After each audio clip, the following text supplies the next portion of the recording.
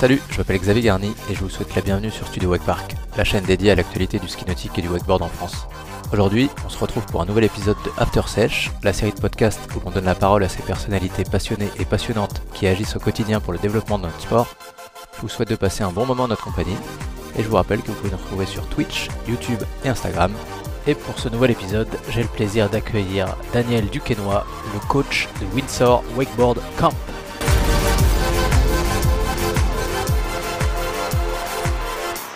Salut Dan. Ça va? Ça va. Merci beaucoup de nous accueillir ici à Espier, c'est ça? Bah ouais, bienvenue. Là, il fait beau. Il fait beau. J'espère que la saison va enfin débuter, mi-juillet. Il est temps. Ouais, merci beaucoup pour l'accueil et d'avoir accepté de répondre à ces petites interviews dans le podcast. Que je regarde de temps en temps, enfin que j'écoute. Ouais, c'est gentil, merci. C'est gentil d'être venu. Avec grand plaisir. J'étais jamais venu encore ici, mais est-ce que déjà nous fait un petit tour du propriétaire rapido, de savoir où est-ce qu'on Ouais, est ici exactement? on est à Espier, pour ceux qui connaissent un peu, ça a longtemps été le fief du ski nautique. Il y a eu Laurent Delacroix qui a dû faire une saison ici vers 2004 ou 2005, un truc comme ça. Et sinon c'était beaucoup de ski et là depuis 3 ans, moi je suis sur place. Je suis tombé au bon moment, donc j'ai saisi ma chance et puis ça s'est fait. Ici on a un gros spot qui fait 100 hectares avec des chalets pour loger les personnes, il y a un restaurant, la plage. Et moi du coup je suis indépendant sur les activités nautiques, j'occupe le lac quoi. Ouais, un spot assez paradisiaque, hein. L'eau, Voilà, elle est l'eau elle est incroyable. bleu turquoise, c'est plus ou moins tout le temps flat comme aujourd'hui. Et on est bien protégé du vent. Non, c'est bien. Pas mal de monde. Moi, je marche beaucoup en système de stage. Mm. Et j'ai pas mal de stages autant français que d'européens. J'ai même un gars d'Orlando là, qui est là cette semaine. Ah ouais. Et donc voilà, non, c'est bien. Après, c'est vrai que la météo, elle n'était pas facile ce début de saison. Mm. Mais ça se met en route. Et puis c'est comme ça. On est des saisonniers, on dépend de la météo, quoi. Ouais. Ok, merci pour le petit tour du propriétaire. Est-ce que tu pourrais te présenter pour les gens qui ne Ouais. te connaissent pas encore? Ouais, donc moi je suis Daniel Duquesnoy, j'ose pas le dire, mais j'ai 50 ans. Ça se voit pas, hein. Et ça va, on est en forme. J'ai commencé le wakeboard plutôt tard, on va dire, parce que d'origine, je suis un ch'ti. Donc Mm. dans le Pas-de-Calais, quand j'étais plus jeune, je faisais plutôt du roller que tout ça. Mais j'ai fait mon premier tour de wakeboard sur le cap de Neux-les-Mines. Peut-être que tu le connais. Ah ouais, qui a été démonté d'ailleurs, il y a pas Non? longtemps. Ah bon, alors peut-être il n'y a Ouais. pas longtemps, parce qu'on m'en a encore parlé il n'y a pas justement longtemps, mais bon, je sais plus comment c'était dernièrement, mais à l'époque il y avait 0 module, donc Mm. tu tournais en rond, il était immense. Mais c'était vraiment mon tout début, je sais plus quel âge j'avais, 26 ans ou quoi. Après j'ai commencé le wake à 28 ans, donc quand même bien tard, en descendant dans le sud, parce que je suis descendu habiter dans l'arrière-pays de Cannes, quoi. Et là, j'ai découvert un peu plus le wakeboard. Enfin, disons que je m'y suis plus attaché avec 2 collègues là-bas. On faisait ça en mer. J'ai vendu ma voiture de l'époque pour acheter mon premier petit bateau, un 2001. Et puis de là, c'était parti. Je m'y suis mis beaucoup parce que je commençais à arrêter le roller, quoi. Et, ça m'a plu de suite, mais avec les collègues, on faisait un petit peu la Star Academy du wakeboard. On Ok. lançait des figures, on connaissait pas forcément les noms. On Ça, aviait c'est en quelle année que ça se passe, ce tout début là? vers 2000, ouais, 2002, 2002. Ok. J'ai dû faire mon premier stage de wake en 2002 au Portugal chez Pierre Chapuis, qui est toujours d'ailleurs un skieur, et qui m'a donné d'ailleurs lui rapidement l'envie de coacher aussi. Sa manière de voir la chose, de parler, son approche. Et en fait, même si j'avais déjà, enfin, moi en fait, en gros, dans les compétitions, j'ai pas connu les catégories open. Mm. Mais j'ai voulu m'y intéresser quand même beaucoup parce que j'ai fait la fac de sport et j'ai toujours aimé la compétition. Donc bah, c'est tout. Soit tu as cette fibre-là, soit tu ne l'as pas, hein. C'est bien aussi de rider en libre comme beaucoup qui adorent ça.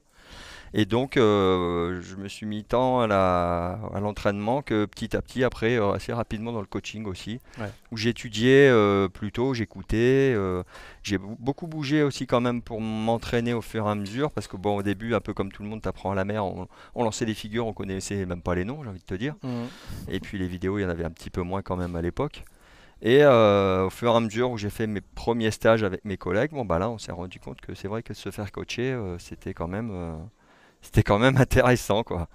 Et en croisant une ou deux fois certaines personnes, par exemple Hugo Charby notamment, que tu voyais déjà à l'époque où il disait toujours faut répéter, faut répéter, faut répéter, ou des bases, des bases, des bases. Bah ouais, à un moment tu te dis ouais c'est peut-être pas con en fait.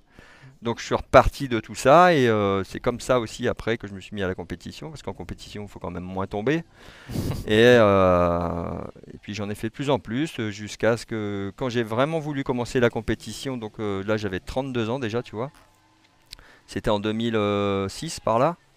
Je me suis pété le genou en fait. Je me suis fait les croisés bêtement ouais, sur une double up. Mais par contre, ça a été quand même le déclic. Je me suis dit, non, mais là, c'est vraiment ce que j'ai envie de faire, le wakeboard. Même si j'ai cet âge-là, 32 ans, c'est pas vieux, même si t'es plus open. Mais comparé à ceux qui commencent à 4 ans, c'est sûr que c'est différent. Ouais. Mais du coup, j'en ai fait beaucoup. Et puis j'ai aussi, je pense, un bon mental. Donc j'ai rien lâché, je lâche jamais rien. Et c'est comme ça que j'ai continué. Donc j'ai quand même eu des bons résultats dès mes premiers championnats du monde. Et puis par la suite, etc. Et ça m'a plu, et puis je suis rentré dans le milieu, j'ai rencontré autant des anciens que des générations de l'époque, que des suivants, etc. Donc j'ai quand même bien connu tous les Becker, etc., etc. Et il y en a peut-être un ou deux que j'ai pas vu, mais j'ai aussi bien croisé Rodolphe Vintung et autres, bon, bah, Hugo Charby, tout ça. Tout le milieu français et autres. Et comme j'ai quand même pas mal voyagé, je suis aussi allé aux États-Unis et tout, un peu à droite à gauche quand même. Donc, et en fait, la compétition aussi, ça m'a fait rencontrer beaucoup de riders et de voir l'évolution du sport. Je pense aussi que c'est pour ça que j'aime bien coacher parce que j'ai quand même vachement suivi, on va dire, le changement du ride et du coaching entre la old school et la new school. Ouais. L'évolution des vagues, tu vois, des bateaux, le matériel et tout. Et ça, pour ça, moi, j'y attache beaucoup d'importance, même encore maintenant, quoi. De se tenir au courant de notre sport, de ce qui se passe à droite à gauche. Donc, autant en mixant la compétition que le coaching. Et même encore maintenant, quand je vais en compétition, bah voilà, pour les gamins que j'entraîne, j'adore les suivre, quoi. Donc, bah, être avec eux, c'est aussi une motivation pour moi d'y aller, quoi. Pas juste pour le simple fait d'aller en compétition, quoi. Mais voilà, aujourd'hui, presque, je kiffe d'aller plus avec eux que pour moi-même, quoi, tu vois. T'as plus à 50 ans, j'ai rien de spécial à prouver, quoi. Donc, mais voilà, quoi. D'accord. Donc ça commence dans l'arrière-pays de Cannes avec donc Un des petit potes, et un 2001, ouais, voilà. Et je me premier suis bateau. retrouvé justement à l'époque, hein, donc à arriver aussi comme une fleur. Je vais à l'Arena, donc un spot qui est connu quand même par beaucoup à Roquebrune-sur-Argence. À l'époque, il y avait Marc-Antoine Cortès, un skieur, qui avait la base là. Et son bateau de wake, un vieux Mumba, était en panne. Bah, si tu veux, je viens avec mon bateau. Tac, tac. Ah bah ouais. Et boum, bah, je me suis retrouvé là, coaché là l'année d'après. Et j'ai fait pas mal d'années là-bas. Il m'a appris quand même pas mal de choses aussi. Marc-Antoine, à qui je dois pas mal de choses. Bref, voilà. Et de là, l'aventure commence. Donc aussi, du coup, j'ai rencontré les Alex Barnoin et tout. Enfin, pareil, les anciens, ceux de l'époque qui venaient. Et puis, on a ridé là. Beaucoup de riders qui venaient déjà parce qu'ils connaissaient. Et ouais, jusqu'en 2010, où il y a eu les premières grosses inondations. Je sais pas si tu as connu. Il y avait pas mal. En fait, ouais, il y a eu le lac, il a été totalement inondé par l'Argence à l'époque. Et c'était dans les débuts de l'Exo qui était venu Oui, s'installer ouais, ouais. à Exo 83, donc à côté, avec Raphaël Monconi, avec qui j'ai ridé aussi un petit peu quand il faisait encore du wakeboard avant de faire le câble. Et donc voilà, de plus en plus, j'ai connu aussi pas différentes générations de jeunes que j'ai pu entraîner, que ce soit à l'époque Nance Pététin, et aujourd'hui tout ce qui était les Hugo Levert, les Max Cadou, Maxime Roux et autres riders bien sûr, hein, il y en a plein, Patrick Benzidan et plein d'autres encore. Je ne peux pas citer tout le monde. Mais donc non, j'ai toujours essayé de beaucoup m'investir là-dedans et autant parce que j'aimais ça et puis pour donner aussi aux autres. On n'est pas beaucoup de clubs de bateaux, donc en France, à vouloir vraiment essayer de faire du coaching et tout, et à faire avancer ce sport, qui est quand même une petite niche, hein, faut bien dire ce qui est. Donc je me suis pas mal investi pendant toutes ces années, de mon temps, de mon corps, de mon tout, on va dire. Mais je suis content, j'ai des bons retours en général, les gens sont contents de venir ici. Voilà, moi je pense pas créer de problème à personne, en tout cas j'espère. Et j'aime bien la rigolade, faire l'imbécile. Et les gens aussi me connaissent quand même comme quelqu'un qui est très, malgré mon âge et tout, je suis quelqu'un qui s'entraîne beaucoup, je fais beaucoup attention à mon physique, j'essaye d'inciter les jeunes à se préparer physiquement. Ça, moi qui ai 50 ans, une des choses que je peux dire, c'est que je me prépare encore vraiment comme un vrai sportif. Et j'essaye de donner cette fibre-là aux jeunes, parce que bah, même toi tu le sais, dans le câble tu peux le voir aussi, ça reste important, en tout cas si tu veux déjà faire des résultats et ensuite si tu veux durer un petit peu, quoi. Parce que c'est clair qu'il y en a qui sont surdoués et qui se laissent aller, mais après combien de temps ils tiennent, c'est autre chose, quoi. Et même pour après ton activité sportive dans la vie en général, si tu te retrouves à 45-50 ans que tu n'arrives plus à marcher, à rien. Enfin bref, voilà, j'apporte ça et je pense que les gens, ils me connaissent bien pour ça, quoi. Et ils aiment ça aussi d'être poussé, quoi. Ouais. Plutôt que d'être juste piloté, quoi. Le côté fun, mais aussi la rigueur Ouais, qui est exactement. importante. Voilà, exactement. Je pense que je suis connu pour ça et les gens qui viennent, ils viennent aussi chercher ça, quoi. Donc c'est un petit mix de tout parce que mon club aussi, j'aime qu'il y ait une bonne ambiance. C'est important. Sinon, il faut que la mixture, elle prenne complètement, quoi. Ouais, Et carrément. ici, je pense qu'on retrouve bien ça quand même. Et puis voilà, donc c'est ça qui me plaît aussi, et de sentir qu'on amène quelque chose aux gens. Je pense que si c'était plus le cas, je pense que j'aurais pas la même motivation, quoi. Mais voilà, quoi. Et puis voir ces jeunes qui grandissent et tout, qui changent, même qui rentrent dans la société, voir les Maxime Roux qui explosent et autres, et puis et même ceux du câble d'ailleurs, qui viennent aussi un peu faire du bateau, quoi. Donc on essaie de suivre un peu les deux, tout en étant spécialisé dans le bateau, quoi. Yes. Ok. Ouais, finalement, t'es rentré un peu direct dans le vif du sujet en étant direct coach, quoi. Ouais, c'est vrai que j'ai raidé quand même un petit moment, mais je me suis vite intéressé à ça. À l'époque, j'étais en fac de sport, donc je préparais des études de sport. J'ai passé des BE, différents BE d'ailleurs, pas spécialement dans le wakeboard. Et ouais, c'est vrai que le côté coaching, ça me plaisait. Et puis aussi parce que quand j'ai commencé à vouloir m'entraîner pour progresser et être plus consistant et avancer, on va dire, essayer de rattraper du temps, ben, je me suis rendu compte que ce que j'apprenais grâce à certains coachs, ça me plaisait. Et leur manière de parler, etc. Et puis comme moi je suis quelqu'un de contact, et ben, donc à l'époque je travaillais dans la société de transport de mon père. Donc je mixais les deux. Et j'avais de la chance quand même parce qu'il me laissait du temps libre, tu vois, l'hiver, je bougeais, etc. pour aller m'entraîner, aller faire des stages ici et là. Donc du coup, petit à petit, avec le temps, bah, après j'ai laissé tomber cette activité pour faire ça à plein temps. Et je me suis mis, oui, voilà, à coacher, bah, comme tout le monde, à chercher un plan d'eau, voilà, et à bouger sur des stages. Et ouais, tout en continuant à rider beaucoup, parce que j'aimais ça aussi. Et pour moi, c'est mon, c'est mon ressenti personnel, mais pour moi, ça reste important d'aller dans l'eau quand même, de pratiquer encore le sport que j'enseigne, de voir justement, comme tu dis, comment il évolue et tout et tout. Parce que j'aime bien, je vais coacher tous les niveaux, les débutants et tout, mais j'aime bien voir un peu et coacher des gens qui veulent vraiment choper un niveau plus important, qui sont prêts à faire des efforts, tu vois, pour avancer, pour progresser. Et là, là j'interviens. Enfin, ça me plaît vraiment encore plus, quoi. Surtout quand tu as des jeunes et que ça fait des années que tu les suis. bah, euh, et d'ailleurs, là, peu importe leur niveau, c'est intéressant de voir ce qu'ils deviennent et comment ils évoluent. Et dans le wakeboard, je trouve ça et j'adore ça vraiment beaucoup, parce que tu vois aussi leur personnalité qui évolue, tu les vois grandir et tout. Ah, c'est pas que du sport. Non, mais C'est voilà, exactement, c'est vrai. Je dis souvent, peu importe les niveaux d'ailleurs, mais quand tu es dans le bateau et que tu coaches, tu arrives à voir très rapidement les personnalités des gens. Lui, il est timide, lui, il est tout fou, lui, il écoute rien. Tu vois vraiment. Et ça, j'aime bien.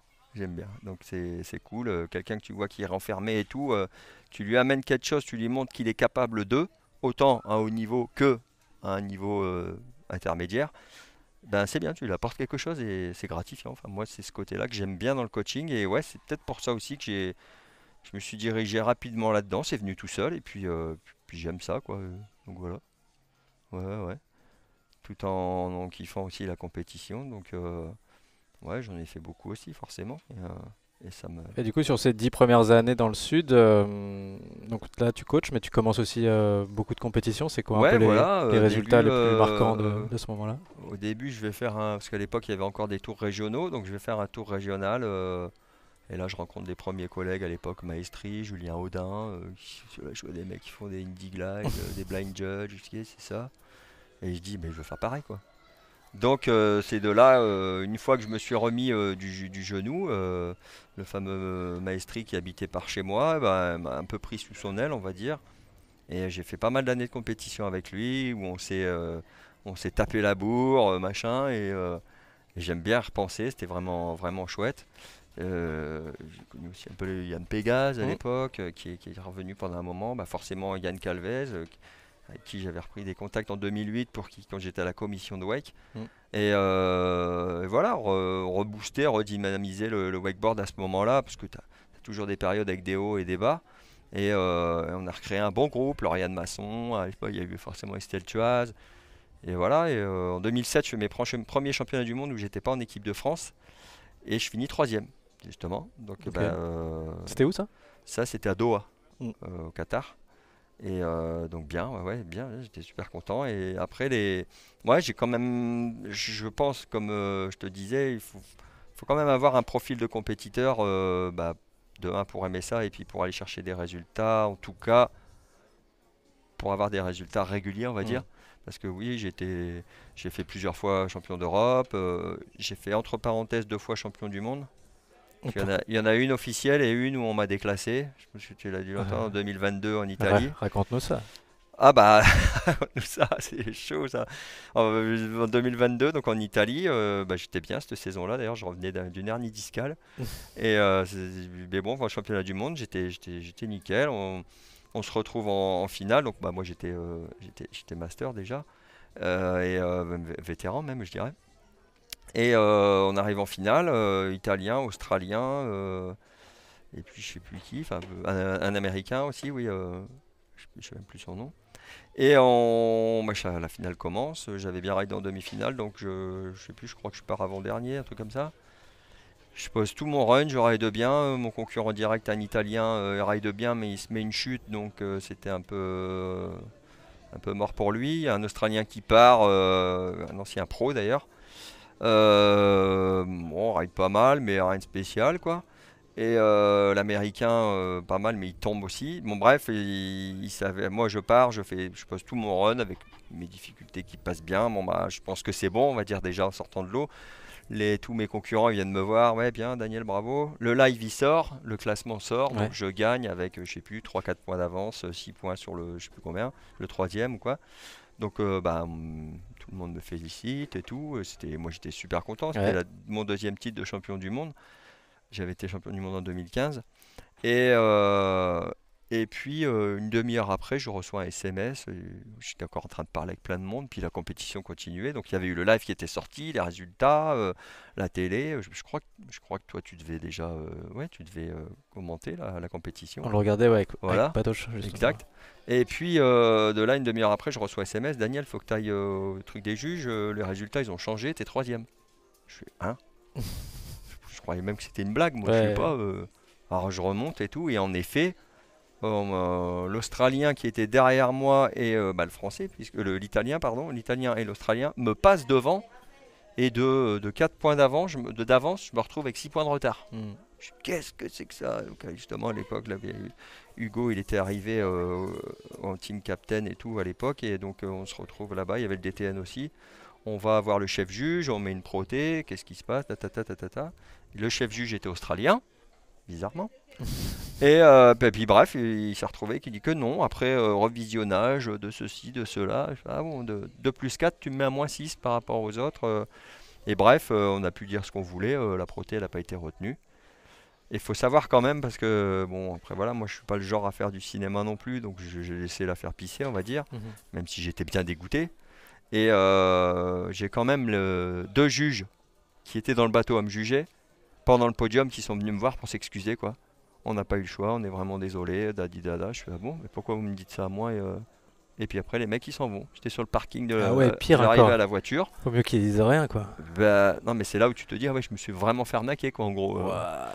Bon, après, j'avais la satisfaction quand même, comme je disais, tout le monde vient te voir, tous tes collègues et tout. Tu sais, non, mais nous, on sait que tu as gagné, machin. Même l'Italien qui gagne, il vient me voir, il fait, je suis désolé, Daniel. Tata. Ah Bon, merde. et bizarrement, bah, l'Australie, ça lui a permis de se retrouver deuxième au classement par équipe, on va dire. Hmm. Donc, bon, bah, voilà, chacun pense ce qu'il veut. Ouais, d'accord. C'est Ah tout. mince, ah ouais, à ce point-là. Mais moi, bon, voilà, Ouais, le premier dans ma titre, du tête, coup, en j'étais. 2015, c'était. Ça En devait être. 2015, c'était au Mexique, à Cancun. Ouais. Ouais, super, super là-bas, super spot. Ils avaient.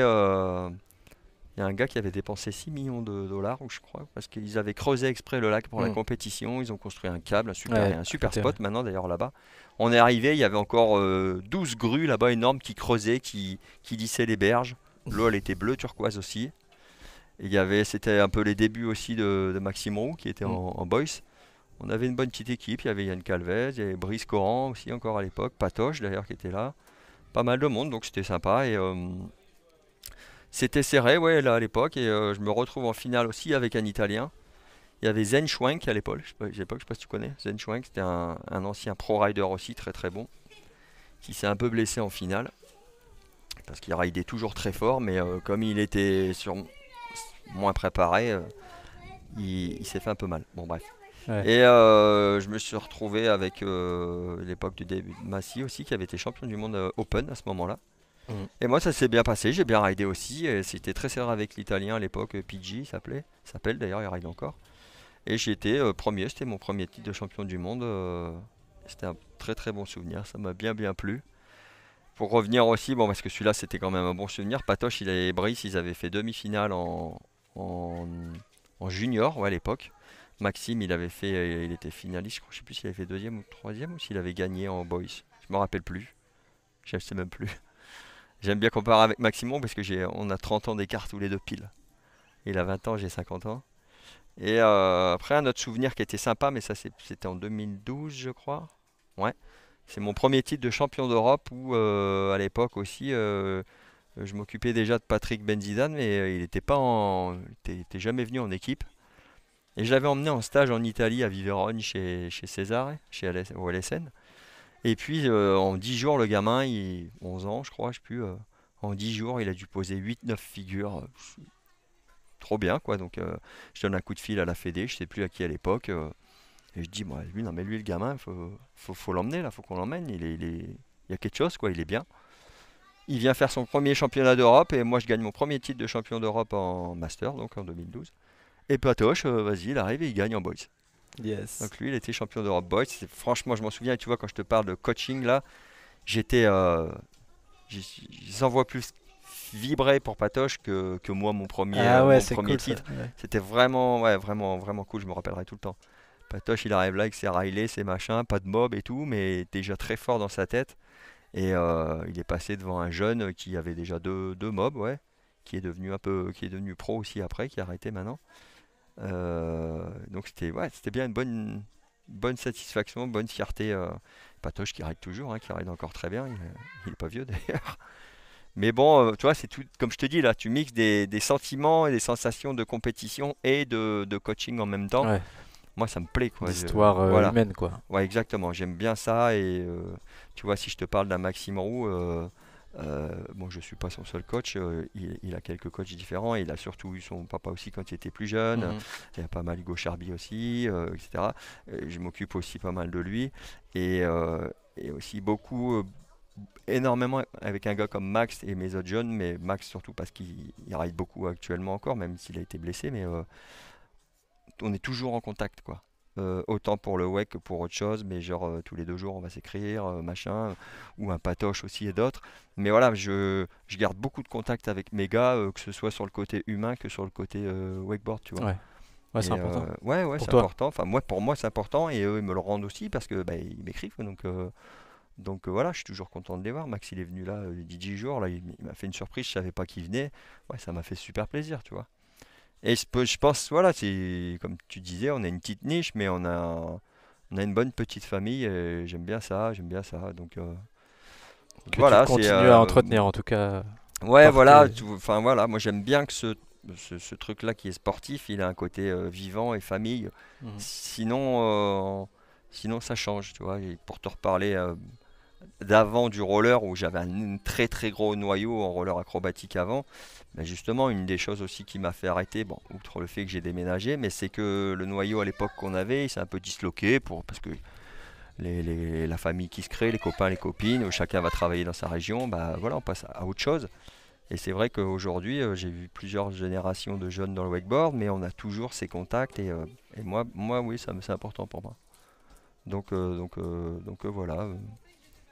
Après, bon, bah, on a 50 ans, le temps il passe, hein, mais il y a les autres Et qui oui. arrivent et tout, mais bref, voilà, je fais vivre ça à ma petite manière, à ma petite sauce. Et c'est pas du tennis, mais on est là. C'est pas facile, hein, c'est un sport qui est cher, les matériels coûtent cher, les plans d'eau faut les trouver, etc. Mais on s'efforce en tout cas Tu te de bats, ouais. continuer, ouais, voilà, avec les copains et les autres. Et je dis toujours, il faut plus aller tous dans la même direction qu'autre chose parce qu'on est déjà pas beaucoup, donc essayer de pas se crêper le chignon pour le peu qu'on est, quoi. C'est clair. Voilà, voilà, quoi. Et du coup, on en était à 2010 à peu près. Tu changes Ouais. de spot à ce moment-là? Alors moi 2010, ouais, avant donc 2006 à 2010, j'étais à l'Arena, grosses inondations et tout. Derrière, j'ai continué quand même à l'Arena, mais la saison d'après, elle a repris tard parce que l'eau était très sale. Il faut savoir qu'il y a eu là-bas, je crois qu'il y a eu mais un truc comme 400 moutons qui sont morts. Moi, je me rappelle à l'époque, il était 11h, 23h, ouais, j'étais là-bas sur place parce que j'avais deux stagiaires, Karen Jacquet à l'époque et un autre collègue qui était là dans le mobil-home. Je suis allé dans le noir, dans le courant pour aller les récupérer et tout. Waouh. C'était ce moment-là d'adrénaline et tout, il était incroyable, quoi. Il était incroyable. Ah Et à ouais. l'eau qui passait au-dessus des voitures et tout. Et le lendemain, par contre, parce que le lendemain, donc la pluie s'était arrêtée, les torrents et tout, on revient. Pour accéder, déjà, il fallait prendre un petit canoë, tu vois, pour retourner au club. Et là, t'arrives, c'était un champ de moutons morts qui flottait. Mélange du lac et de la rivière qui était encore passé au-dessus et tout, le temps que ça rebaisse. Bah, à l'époque, Raph il s'était fait déglinguer le câble aussi. Et donc il a fallu attendre avant de réouvrir, bah, que tout redevienne un peu plus normal. Je suis resté encore 2 ou 3 ans là-bas, ouais, ouais, c'est ça, ouais. Et puis j'ai eu fait pas mal de stages en même temps, donc j'emmenais mon bateau. Autant j'ai fait quelques stages chez Lolo de la Croix. J'allais pas mal aussi en Italie, donc à Vivérone là-bas avec mon bateau et les jeunes que je coachais, que j'emmenais parce que bah, les parents me les envoyaient, etc. Et puis après 2013, il y a eu Sideway qui a ouvert aussi, je suis allé coacher là-bas. Et petit à petit, je regardais quand même pour trouver un autre plan d'eau et je me suis retrouvé sur Lyon. Donc ça, c'était en 2016. Ouais, 2016. Je me suis retrouvé sur Lyon pendant une année sur la Saône. Donc un petit spot sympa, mais c'était une voie d'accélération. J'avais quand même moins l'habitude, mais c'était sympa. Après, tu avais 2,5 km de plan d'eau. C'était chouette, mais ça n'a duré qu'une saison. Parce que, dis-toi que moi l'hiver, j'allais m'entraîner et aussi coacher en Thaïlande chez Gilles Becker. Donc un spot paradisiaque, vraiment magique, une paire ont connu, ou d'ailleurs Hugo Charby il a pas mal raidé. Et, euh, et pendant cet hiver-là, eh ben, j'ai trouvé un plan d'eau à Bordeaux. Voilà, donc c'est comme ça que je me suis retrouvé à Bordeaux, là, il y a 7 ans maintenant, où je suis resté 5 ans sur un petit plan d'eau tout aride, où il y avait tout à faire, pas d'eau, pas d'électricité. Donc on a construit ça un petit peu petit à petit, avec mon ambiance thaïlandaise, et ça plaisait bien, c'était cool, un petit côté des Landes, parce que c'était dans le sud de Bordeaux. Et donc j'ai fait 5 années là-bas, ça prenait un peu, plan d'eau un peu quand même exposé au vent. Et puis là maintenant ça fait 3 ans, donc ouais 2021 c'est ça, ouais 3 ans que je suis ici à Espier. Où ben là j'arrive à exploiter correctement parce qu'on ici on a c'est une autre ambiance mais c'est vraiment chouette parce qu'on a quand même tous les commodités et aussi on a un plan d'eau comme tu le vois là qui est tout le temps flat. Si on a une brise, que tu as un mini clapot de rien du tout que tout le monde voudrait avoir, quoi. Ici, c'est quand même très très rare parce qu'on est encaissé et il y a 10 mètres de fond à peu près partout. Et ouais, on a vraiment, enfin, j'ai vraiment un beau plan d'eau, si ce n'est qu'il fait 800 mètres, c'est vrai. mais tu passes tes 5-6 sauts. Tu vois, on a déjà fait les championnats de France ici, il n'y a pas eu de souci. Donc non, l'endroit ici, il est quand même vraiment bien et justement, j'ai quand même de plus en plus d'étrangers, Suisses, Italiens et tout qui viennent, des Grecs aussi. Voilà, donc je suis bien ici maintenant. Si j'avais mon plan d'eau à moi, je serais content. Ah oui, Mais oui, tout le monde forcément. veut ça. Mais bon, en France, c'est pas facile Mm. comme tu le sais, quoi. Mais on est quand même bien placé. La région bordelaise, elle est bien et les gens aiment bien l'endroit. Donc non, je suis bien ici. C'est cool, c'est cool. Oui, les stagiaires, ils peuvent se loger, ils peuvent manger, il Voilà, y a tu tout ce peux qu'il faut, loger quoi. là. Il y a le resto qui est là. Il y a aussi beaucoup d'Airbnb autour. On est à une demi-heure de Bordeaux. Mm. Donc je veux dire, tu peux plus ou moins quand même tout faire, même si tu veux venir en vacances. Tu as Arcachon qui est à côté. Ici, il y a des centres commerciaux à 5 minutes. Mm. Donc c'est quand même bien et on est dans une petite campagne. On est bien. Non, moi je trouve qu'on est plutôt très très bien même. Ouais, très très bien, ouais. Donc Le spot, il est assez ouf. voilà, la ville est grande. Tu peux vraiment bien cumuler autant bon entraînement, que ce soit pour la compétition ou pour te faire plaisir. Et puis, tu es avec ta femme ou ta famille en vacances. Y a aucun souci. Ici, on s'adapte sur les temps de riding et tout et tout. Et voilà, j'ai fait créer un petit espace de sport en bas. Le ponton, il est chouette. Non, on est bien. Une petite ambiance américaine, thaïlandaise Mm. mélangée. Et c'est cool. Enfin, en tout cas, j'ai des bons retours. Je pense que c'est pas mal, quoi. Je pense que c'est pas mal. Ouais. Et ce spot, parle-nous-en peut-être un peu plus de ce spot en Thaïlande qui est, ouais, qui est assez légendaire, mais Ah, Planet Wakeboard, écoute, en fait, justement, voilà, quand j'ai commencé les compétitions internationales, bah, il s'est avéré, justement, comme je te parlais des championnats du monde à Doha, c'était l'hiver. Donc, moi, je me dis, bah, si on veut être prêt, il faut quand même s'entraîner un peu l'hiver. Où est-ce que je vais aller? Qu'est-ce que je fais? J'avais vite fait entendu parler de l'Afrique à l'époque, je sais même plus le nom. Et puis, Planet Wakeboard, Gilles Becker, en Thaïlande. Ah ouais, d'accord. J'avais vu le Gros Bec une fois dans le sud-est. Il était venu faire une exhibition à Cap-Martin, je crois. Mhm. Et il m'avait donné son contact, comme ça, gentiment. Et puis j'avais entendu parler de lui, mais je le côtoyais pas à l'époque, quoi. Donc je savais que c'était déjà une personnalité, on va dire. Un petit, non, pas un petit gars, un grand gars à part. Et je le contacte. Tiens, Gilles, je serais bienvenu. C'est quelqu'un qui m'a rapidement pris sous son aile parce qu'il a vite vu que j'adorais la compétition et que j'avais les crocs. Et Gilou, qui était assez dur dans le coaching, il aimait bien ce genre de personne. Il savait qu'il allait pouvoir m'en faire baver, on va dire. Mais en tout cas, j'avais faim, quoi. Et ouais, Gilles Becker, c'est quelqu'un qui m'a apporté énormément dans mon wake. Il m'a appris beaucoup de choses. Vraiment, je lui dois beaucoup. Et puis en plus, en arrivant là-bas, en effet, t'arrives là-bas, le spot, c'est fou, quoi. Dans le, dans le, dans le nord de la Thaïlande, à côté du Cambodge et tout, c'est paumé. La culture thaïlandaise, t'es dans le cœur. T'arrives dans les petits restos, t'as la maman qui est assise par terre en train de donner le sein à son fils, qui d'un seul coup elle se lève et te fait à manger. J'arrive là, c'est une autre vie, une autre dimension. Et puis on va rider sur l'eau, pareil. Bon, là-bas on avait un 2,20 à l'époque et le plan d'eau flat aussi. Et c'était exceptionnel. Tu ridais vraiment dans des conditions exceptionnelles où moi, pour moi, j'avais rien à envier aux États-Unis, quoi. Et, euh, et donc, bah, pareil, chemin faisant, l'année d'après, je me retrouve là-bas pour aller aider Gilou à me commencer à coacher et puis continuer à apprendre mes formations, on va dire, tu vois.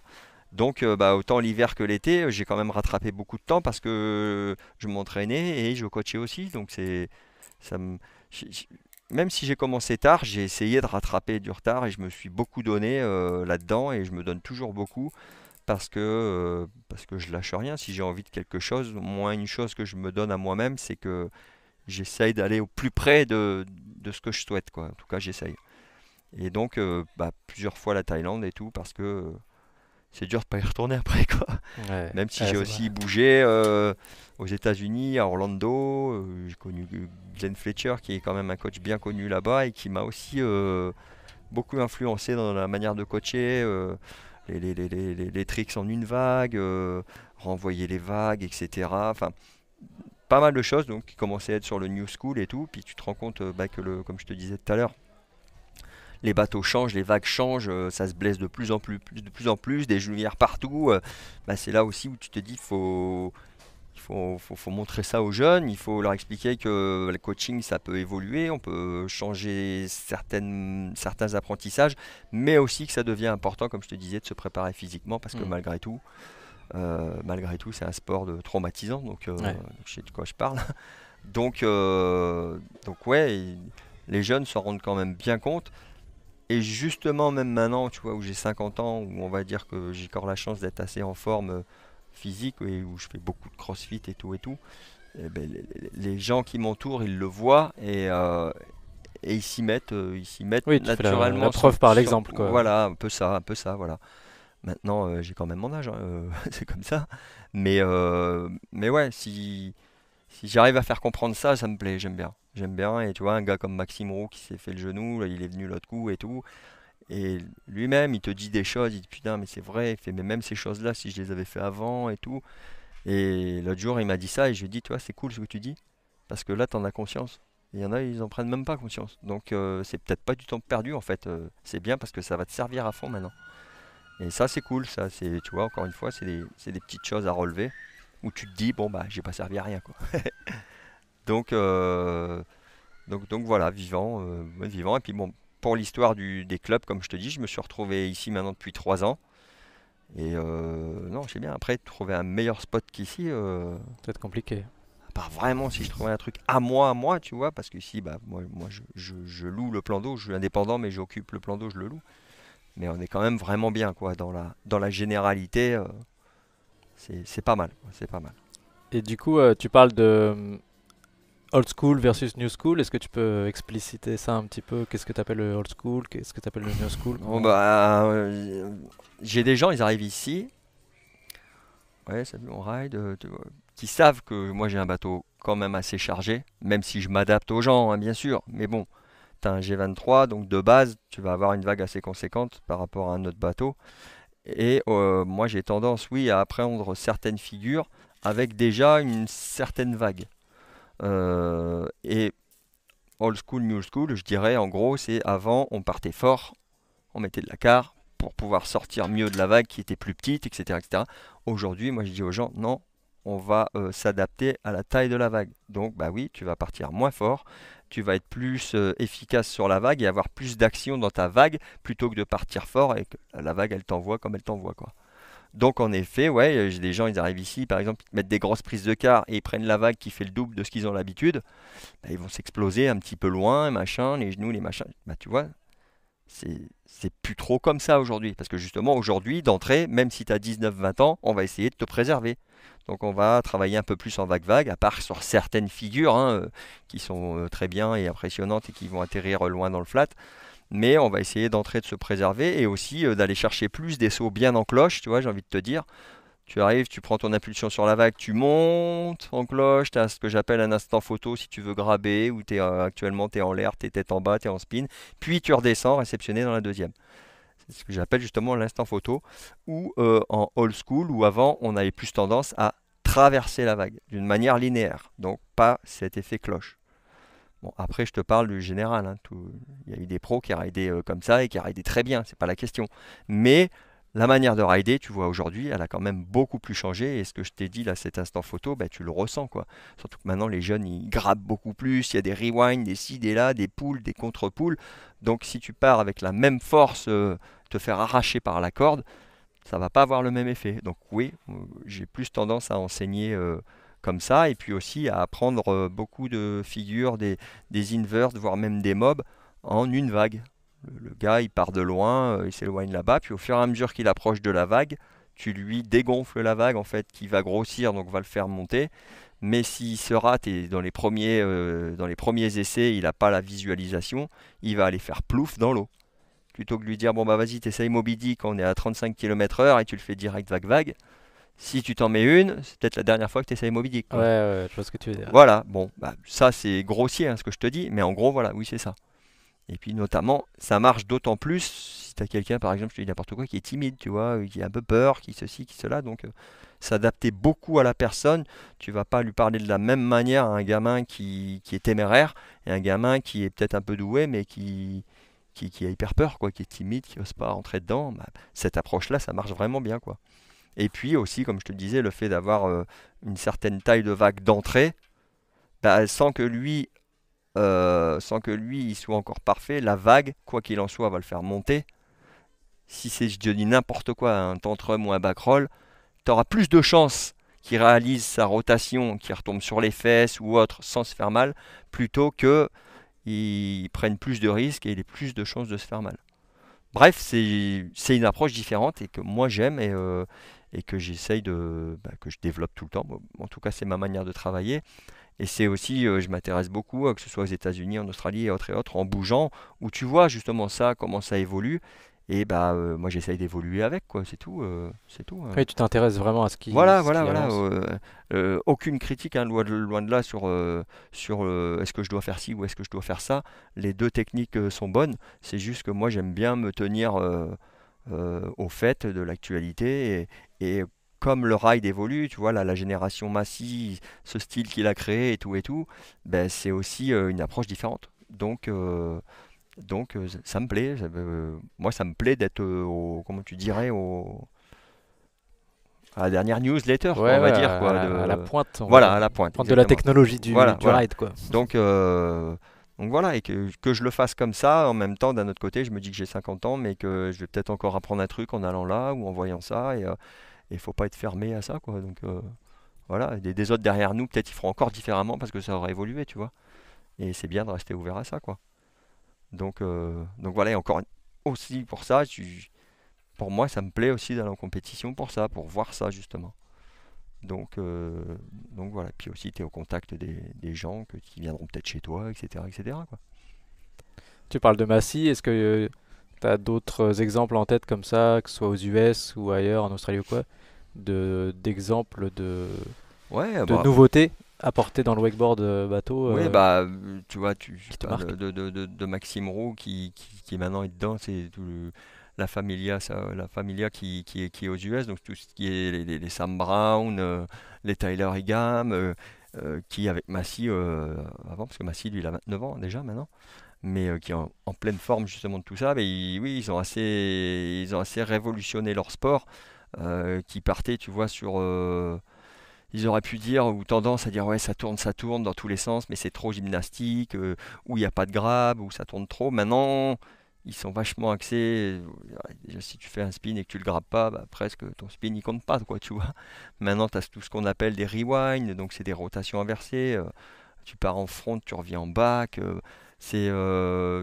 T'aurais peut-être cru que le wakeboard il était arrivé à son apogée, qu'il n'y a plus rien à inventer, mais oui, ils ont réussi à réinventer, à recréer autre chose, sans pour autant peut-être augmenter des rotations, mais justement on a inventé des nouvelles, quoi.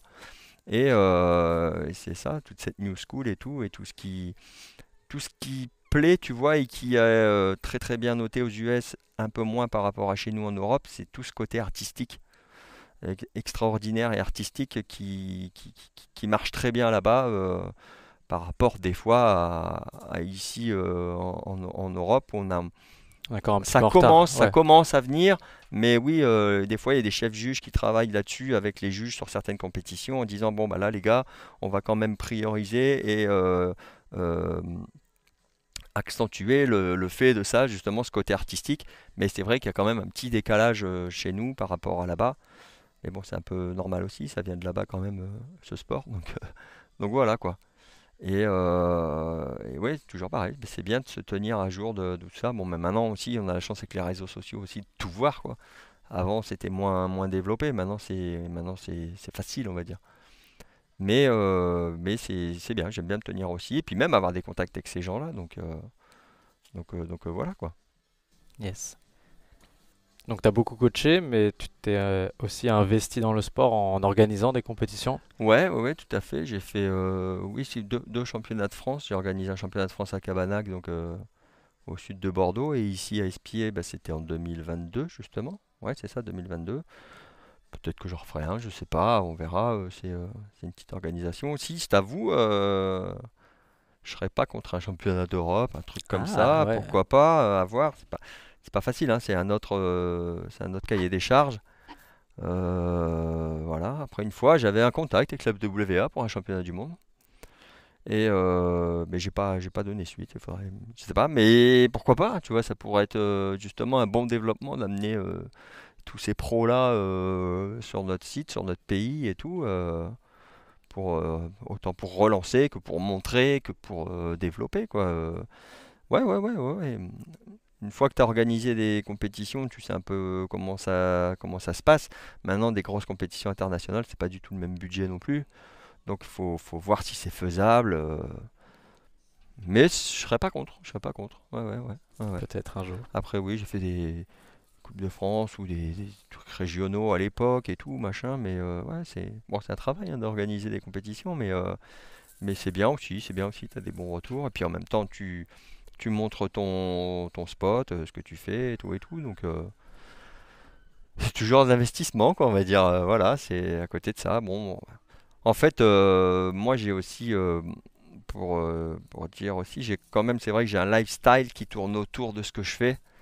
Donc, je suis bien aidé par ma chérie et tout, mais j'ai pas d'enfant. Donc, je peux aussi, quand je te dis tout ça, me permettre de m'investir comme ça parce que j'en ai là, on va dire, que je l'ai choisi aussi. Oui, Je me suis donné les moyens aussi, mais ce style de vie me convient bien et ma chérie, elle me soutient et puis voilà quoi. Et puis voilà. et tu t'es investi aussi un petit peu au sein de la fédération, au sein de la commission Wake Bateau. Je suis à la commission Wake bateau, oui, avec Jean-Marc Grillet. Après, j'ai pas. Ouais, j'ai fait des approches avec la Fédé, si tu veux, mais C'est toujours, comme tu le disais tout à l'heure, c'est vrai que c'est un sport tellement de niche hmm. qu'il n'y a pas forcément beaucoup de matière pour faire. Ouais, après, ouais, de matière, de place ou de demande, je sais pas trop. Moi, j'ai toujours dit que j'étais dispo s'il y avait des besoins. Mhm. Après, je pense qu'il y a des gens qui sont en place déjà actuellement et bah, si ça se passe bien, tout va bien. Mhm. Maintenant, peut-être aussi que je suis quelqu'un de terrain. Oui, Donc, bah, je suis sur le terrain, sur mon club, je suis mes jeunes, tu vois, à ma manière. Et justement, comme je t'expliquais, au travers des relations que j'ai avec eux tous, je pense que c'est pas fédéral, mais c'est largement aussi important. Mhm. Donc, C'est pas fédéral, mais c'est fédérateur peut-être. exactement. Et Mhm. justement, c'est pas mal de gens m'identifient à ça, à mon côté fédérateur.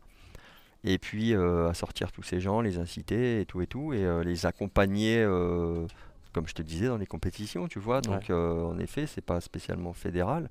S'il y avait de la demande ou quoi, ben, je serais là, pourquoi pas. Parce que c'est vrai qu'aujourd'hui, tu es peut-être le seul vrai spot wakeboard bateau, Il y a- avec on va dire Lolo de la Croix, en ouais, France quoi. il y a aussi Lolo à côté qui fait du super travail. Et comment dire, on a un Pierre Baudry aussi qui fait pas mal de détection là-haut à Paris et tout. Mais après, c'est pas évident d'avoir, tu vois, comme justement le bon bateau, le bon plan d'eau, les bonnes conditions et tout et tout. Mais c'est vrai que du coup, bah, on n'est pas, en France, on n'est pas beaucoup à avoir tous ces éléments qui nous permettent de faire du bon travail et puis avoir la même envie et tout, quoi. Mais bon, on n'est pas non plus monstrueusement nombreux à pratiquer, donc c'est sûr que ce serait bien s'il y avait quelques autres spots, on va dire, pour ne serait-ce que comme tu vois au niveau fédéral, tu disais bah, peut-être faire plus de Coupes de France et autres, même s'il y en a qui en organisent, hein, mais avant on avait 4-5 Coupes de France et tout. C'est vrai que ce serait bien de retrouver un peu tout ça, mais tu peux pas être partout et pousser tout partout Ouais, quoi non plus, donc comment tu vois, toi de ton point de vue, comment tu vois l'avenir du wake bateau dans les prochaines années? ça, c'est dur à dire parce que c'est quand même des vagues, des sports extrêmes. Donc, ce genre de sport, t'as des hauts, t'as des bas, et puis une courbe générale qui, on va dire, qui est plus ou moins normale. Je pense que il faudrait quand même continuer à se mobiliser beaucoup, et refaire un peu plus de détection. Et moi, je suis le premier à le dire, c'est que tu fais pas d'élite sans masse, quoi. Donc, et c'est vrai que là, par contre, il faudrait de l'aide et il faudrait qu'il y ait plus de monde qui se bouge. C'est à faire de la masse pour pouvoir, dans cette masse, sortir des élites et, euh, et avoir du résultat et faire relancer en compétition, etc., comme tu dis. Et ça, oui, je pense que c'est un petit souci qu'on a. Donc, où ça va aller, je sais pas, parce que comme on disait, le wakeboard bateau, c'est quand même un sport élitiste, c'est cher, et l'essence, les bateaux, c'est de plus en plus cher, les taxes et tout. Donc, bah, ouais, mon envie, on a toujours la même envie. Je sais pas te dire Ouais, vers c'est où ça sûr. va aller.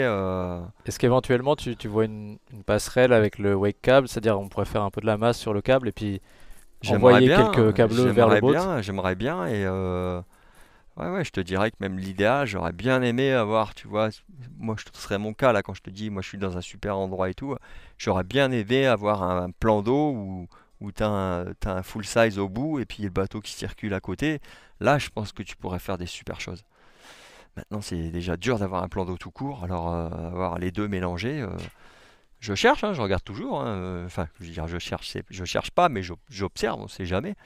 Mais ça, ce serait une bonne chose, ouais. Ouais, ouais, ça, ce serait une bonne chose, même au niveau fédéral, si on pouvait trouver ça, alors là, ce serait grand luxe même. Ouais, ce serait Mais, ouf.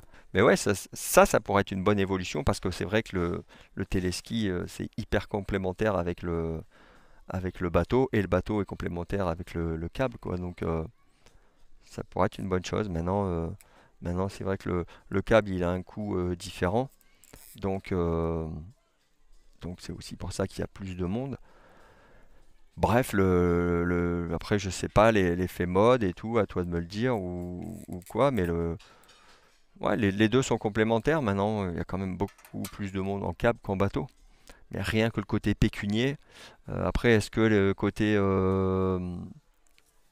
danger ou chute ou autre blessure, il est plus important en bateau? C'est possible. Mais aujourd'hui, c'est vrai que des gens qui passent par le câble avant et qui viennent sur un bateau, quand ils commencent à gérer la vague, ça devient beaucoup plus facile, Ouais. hein. Ah oui, Là, l'effet câble, ah tu le il vois, te ouais. démultiplie ta progression, ça c'est Hmm. sûr et certain. Donc, d'où le fait que c'est clair et net, les deux sont complémentaires. Alors comme je te disais, avoir un top du top, ouais, ce serait les deux. Et là, ouais, il y aurait peut-être quelque chose à relancer ou autre. Mais c'est toujours pareil, tu peux pas faire 50 spots de câbles et de bateaux. Donc, C'est sûr. on est quand même dans une génération qui devient de plus en plus écologiste. Donc, et c'est Hmm. normal d'ailleurs, il faut qu'on protège notre planète. Mais faut voir si ça peut matcher ou quoi. Ouais. Ok. On a parlé beaucoup wakeboard. Est-ce que le bateau, il a aussi un potentiel de développement avec le wake surf? Ouais, en tout cas, il y a eu une bonne vague wake surf, c'est vrai, avec les systèmes justement les systèmes de surf automatisés dans les vagues des bateaux. Donc je dirais que littéralement ça a un peu aidé ou reboosté le bateau en Mhm. général. Toi, Maintenant là, tu proposes du wake surf ouais, aussi? moi aussi je fais du wake surf, pas mal de wake surf, surtout que le G23 c'est vraiment un super bateau pour faire du wake surf. Après, ça s'est quand même équilibré, je te dirais. Il y a eu un haut peut-être ces dernières années. Maintenant, moi je peux vraiment pas te dire que c'est pas du tout le cas. J'ai toujours plus de wakeboard que de wake surf, hein. Ouais. Euh, En tout cas, j'ai aussi du wake surf, mais je pense que le wake surf en France, en tout cas, il demande à être développé, à être un peu plus structuré. Mhm. Je pense et j'invite les spécialistes du wake surf à s'investir plus là-dedans. Tu vois, tu parlais fédération et autres. Certains aiment ou aiment pas, j'en sais rien, mais en tout cas, ils devraient plus se structurer parce que je pense qu'il y en a besoin. Ouais. Le wakeboard, il a encore du chemin à faire, mais il a déjà fait un petit peu de chemin et il y a quand même des choses qui se sont faites qui sont bien. En wake surf, il y a peut-être encore un peu de retard, ce qui fait que il y a une pratique, mais il y a pas, pour moi, il y a peut-être pas suffisamment de choses officielles, tu vois, Mhm. ou fédérales ou quoi. Et à un moment ou un autre, si tu veux que ça avance, je Faut pense qu'il faut, l'organiser. faut passer par là. Voilà, Ouais. il faut des gens qui se lèvent et qui disent bon bah moi je fais ci, bon bah moi je fais ça et qui s'organisent quoi. Mhm. Voilà, juste de la pratique comme ça, c'est pas suffisant. Et Oui, parce qu'il y a un vrai potentiel de développement ouais, sportif. Il y a ouais, beaucoup de voilà, compétitions voilà, à l'étranger. c'est ça, comme tu dis, si on veut le développer sportivement, ça passe par là, quoi. Et je pense qu'il y a un peu de retard là-dessus, en tout cas. Donc, Ça demande à ce qu'il y ait des perches qui soient tendues. Je sais pas. Après, c'est déjà prenant de faire du wakeboard. C'est compliqué d'aller chercher le wakesurf aussi, tu vois. Mais et ça va, ça se passe bien ici, il n'y a pas de problème. Maintenant, c'est de la pratique normale. Je fais pas de compétition de wakesurf ici, quoi. C'est pour être sympa d'ailleurs, hein, mais bon, c'est pas encore. C'est pas encore. Peut-être l'année prochaine, si d'ailleurs, parce qu'on m'a contacté pour un championnat, une qualification suisse, etc. En Suisse, c'est quand même bien développé le wakesurf. Donc, à voir, à voir, on verra. Ok. Je regarde juste l'heure. Il y a 55 minutes. Ah, C'est pas mal. T'as encore un petit peu de temps. ouais, quelques minutes. Vas-y. J'en vois qui bouge là-bas, là, notamment. Esté. ST, il bosse ici cette saison du coup. Non, non, il attend pour rider. Ah, il a temporisé. Il a faim. J'arrive, Esté. J'avais si encore deux trois questions vraiment sur toi tes projets perso pour l'avenir. Pour l'instant tu restes ici. T'as parlé de faire potentiellement des compétitions. Ouais, là, oui, oui, Enfin d'organiser des compétitions, je, mais est-ce que tu je, vas je encore reste ici. concourir? C'est la question, là. C'est la question qu'il y en a pas mal qui me posent, des Ouais. amis, ou ma chérie, ou mes parents, ou autre.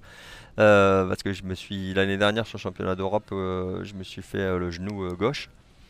Et j'ai été très bien opéré, ça s'est bien passé. J'ai repris il n'y a pas longtemps, donc je vais crescendo, mais tout va bien. J'ai repris le crossfit à fond, donc la préparation, le genou marche bien, je peux rider. Je me pose la question. Ok, ça Je me marche. pose la question, donc surprise ou pas surprise pour ceux que ça intéresse, mais j'ai- j'ai- On si, suivra ça. si je me sens bien et si la motivation elle suit, je serai sûrement ouais, sur le championnat d'Europe qui est en France cette année Mm. et le championnat du monde qui est en Chine. Euh, Maintenant, voilà, voilà.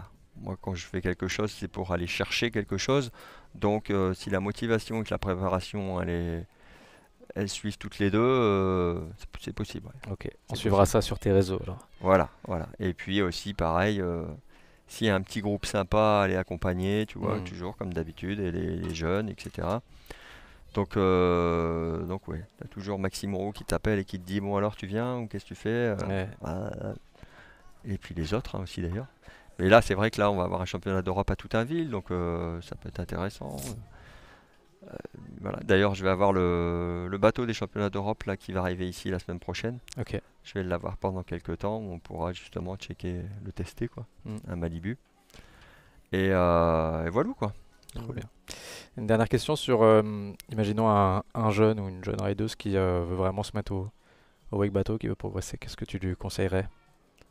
Je conseillerais, et comme à tous les gens en général, que ce soit pour la compétition ou pour eux-mêmes se faire plaisir et progresser, c'est le plus vite possible de se faire coacher, dans la mesure du possible bien sûr. On peut pas tous, c'est pas forcément évident, comme je disais, ça coûte cher ou quoi, mais en tout cas un minimum, et puis de se faire coacher rapidement sur les bases et de prendre du temps à avoir ses bases, que ce soit les sauts droits, même si c'est galère d'aller sauter vague-vague en toe side par rapport au hillside. Mais voilà, prenez bien le temps de travailler ces petites bases qui vont vous servir après pour quand vous aurez déjà atteint un certain niveau et que vous allez passer à des mobs ou quoi, les réceptions vont devenir beaucoup plus faciles, les repères dans l'espace beaucoup plus faciles. Se faire coacher, c'est aussi passer par le trampoline, etc. Rapidement, peut-être par une préparation physique, mais aussi c'est d'avoir les bons conseils au début qui vont vous lancer pour après, même si vous vous retrouvez tout seul ou avec des collègues, en ayant des bonnes bases, vous aurez aussi un bon suivi derrière. Après, forcément, si on peut se faire coacher toujours plus, bah, c'est toujours mieux. Et comme je dis à beaucoup, à la plupart, qu'est-ce que tu veux faire, où tu veux aller et quels moyens tu vas te donner pour y arriver. Voilà. Bah, là, tu as tout dit. Je veux faire ça, je veux aller là. Il faut se poser ces questions-là pour toi, Ouais, pour pour moi, c'est obligé. ouais. C'est obligé. Aujourd'hui, on est dans des générations faciles, les générations téléphone, les générations ouais, c'est fun, mais bon, je vais y aller à l'instinct ou machin. Ouais, très bien, pas de souci. Il y en a qui sont très doués comme ça. Mais si tu arrives à mixer ça avec une vraie motivation et un vrai engagement mental et physique, préparatoire, ben là, On n'est jamais à 100%, mais tu vas arriver à 80, 90% et tu vas toucher des résultats ou accéder à un niveau que tu n'envisageais même peut-être pas, quoi. Et plus tu mets des petits détails dans ton sac de préparation, bah, plus le petit détail que tu as ajouté il va te servir après à aller un peu plus haut dans ton ascension, que ce soit dans ton niveau personnel pour rider pour toi-même, ou que ce soit pour accéder à tel résultat sportif à haut niveau, quoi. Tout compte, jusqu'à ta famille, tes amis, ton entourage. Oui, ce que tu vas manger et tout, on va dire, mais il est fou, il dit n'importe quoi. Mais tout. Voilà. Tout dépend où tu veux aller et quels moyens tu vas te donner pour y arriver. Voilà. En fonction de ça, tu ne seras pas étonné d'arriver là plutôt que là, quoi. Et chacun fait comme il a envie. Je veux dire, on n'a rien à dire d'un tel ou d'un tel. Chacun fait ce qu'il veut, que ce soit pour aller loin dans la compétition ou pas. Et donc forcément être encadré et être aidé, être poussé par d'autres personnes à côté, bah, ça peut être que bon, quoi, que bénéfique forcément. Là, on parle de wakeboard, mais si tu parles vraiment de sport de haut niveau, attention, hein, je parle pour côté sportif de haut niveau, il n'y a qu'à regarder les sports qui sont plus développés et il n'y a pas à chiquer, quoi. Tout compte. Tout compte. Dans le tennis, c'est incroyable ce qui se passe, ce qu'ils font, des choses qu'on pourrait même pas imaginer, mais qui pourtant ils pourraient servir dans tous les sports, quoi. Donc voilà, aujourd'hui c'est du wakeboard, c'est plus fun, on est dans l'eau, on s'amuse, voilà, il y a un côté plus festif et artistique, mais si à ça tu y ajoutes d'autres ingrédients qui viennent de ces sports-là, t'imagines pas comment tu peux exploser, quoi. Et c'est ce que j'essaie de prôner en tout cas. Ok. Et très bien, merci Dan. Du Bah, coup, de rien, c'est super j'ai cool, hein. toute dernière question. La question que je pose un peu à chaque invité, c'est que tu me dises quel autre invité t'aimerais entendre dans un épisode du podcast qui n'a pas encore été interviewé et expliquer pourquoi t'aimerais l'entendre. Ah, alors là, faudra que je revoie bien qui t'a interviewé déjà. Non, bah après, tu peux tomber sur un qui est déjà passé, mais que ce soit un rider, un autre coach, une personne intéressante du ski nautique ou du wakeboard qui a des choses à dire. J'aurais plein d'amis ou de potes qui sont dans le wakeboard et tout que je pourrais te citer, ou voire même des riders, tu vois, comme un Maxime Roux. Il a encore qui- beaucoup de choses à vivre avant de raconter son histoire, peut-être. C'est vrai, t'as raison, mais c'est un des rares qui est là où il est, quoi. Ouais. Donc ça peut être intéressant. Ou alors, voilà, si, admettons, tu me parles de ça, et ben pourquoi pas un Didier Roux, qui est son père, Ah oui, pour te dire comment il a commencé avec Max, c'est intéressant ça. Un comment papa c'était au ouais. tout début exactement, comment il le voit aujourd'hui, comment il l'a suivi beaucoup, puis qu'après il l'a laissé un peu s'envoler, c'est-à-dire s'en sortir de lui-même, Mhm. comment il a décidé de le laisser partir aux US, tu vois. Bon, moi j'ai déjà un peu des réponses à tout ça, mais voilà. Ça pourrait aider beaucoup d'autres parents de Voilà, riders de connaître. exactement, et d'avoir la vision, les craintes qu'il a eues ou la confiance qu'il a eue, enfin voilà, en tant que père de famille, et puis aussi, on va dire, son tout premier coach, hein, c'est lui qui Mhm. l'a mis dans l'eau, donc voilà, et autant il te racontera l'histoire de son fils, mais son histoire à lui aussi, je pense Ouais. que c'est pas mal. Et ouais, voilà. Ouais, Excellente idée. ça c'est un nom. Très bien. Merci Dan en tout cas pour Et ben, ce c'est moi, je vous podcast. remercie bien, enfin je te remercie bien, C'est trop cool. bah, à plus. À bientôt. Ciao. Ciao.